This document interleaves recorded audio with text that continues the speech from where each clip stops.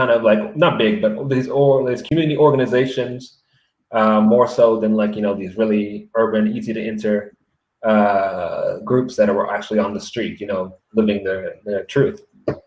But there are vampires throughout the world. There's even a South African Vampire Alliance. I don't know if their website is still active, but it's close to Mozambique. So I don't know if there's a Mozambique court, though. You'll have to tell me. I have no idea. I never met or heard about vampire groups or communities in Mozambique. But it's really interesting to know that also in Africa we have communities. So maybe I will also Google about that and try to find out more about their work. And if they are also in Mozambique, I'd be very interested to know and to hear about them as well. But before, you were saying you don't want or you don't like to impose your vision or your ideology into other people's. But I'm really interested in knowing about your path and your journey. So how was it in your case since the moment you decided or you felt I want to do this, I want to live like a vampire? Yeah.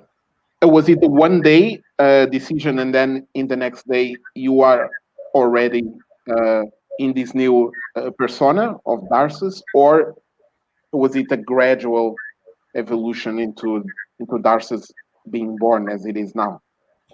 I think it's always a continuous process, at least for me. A big moment people talk about is when they get their fangs.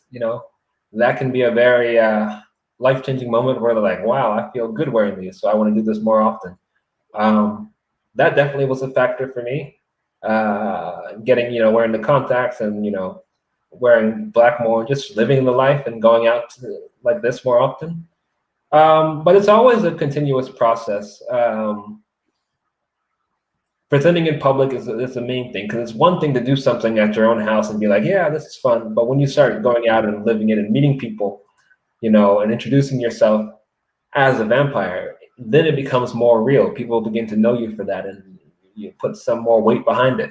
So it's a constant process. It's still happening for me. It's still growing. Sometimes there are days where I'm like, just I don't even think about vampires. It's not like I'm in the zone every single day.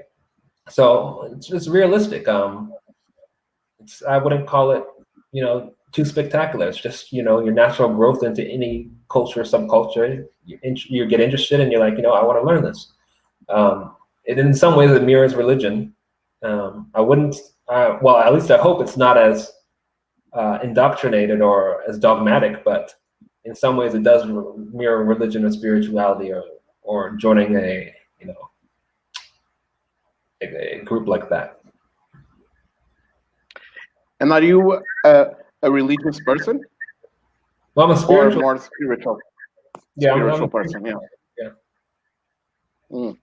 No, I think it's fascinating to hear about that. It is in its essence. I think it's a journey of self-affirmation. Discovery of who you are, and empowerment. And this is who I am, and this is my journey, and this is what I believe, and this is what I want to be a part of. And it must take a lot of courage to face the outside public, right? It can be. Yeah. I also want to know about the fear effect, because I can imagine people looking at you, like especially children. I can imagine being afraid when they see you like this. Does that causing fear makes you feel powerful in any way, or or how do you deal with fear, your own fears, and causing fear into others? Ooh, well, I don't know. That's a hard one because vampires as they are now, I've never found to be scary, so I've never thought about that. If you want to see scary vampires, look at The Strain on FX. Those were vampires were called the Strigoi. They had like these little worms that then you turn into a vampire, and then you have like a stinger that comes out of your mouth, and that's how you drink blood. No fangs, just like a tentacle. That's scary vampires. This is